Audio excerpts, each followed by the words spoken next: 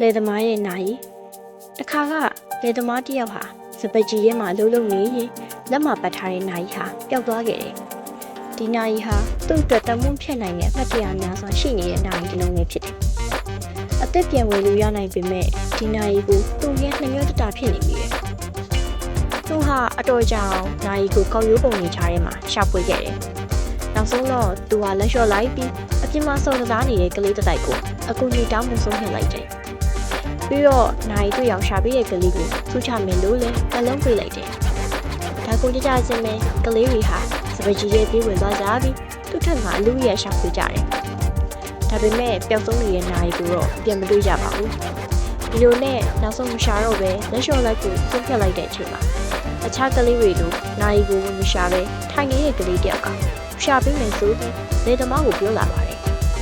လေသမားကကလေးတွေတော့ရှာပြီးကုန်ပြီတက်ရှာခြင်းသေးရင်လည်းရှာလေလို့ပြောလိုက်တယ်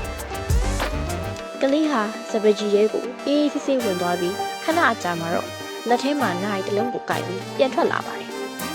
လေသမားဟာအံ့ဩဝမ်းသာမှုတွေနဲ့အတူကလေးကိုအခြားကလေးတွေအများကြီးရှာမတွေ့တာကိုတယောက်တည်းဘလူးရှာလာလေမေးလိုက်တယ်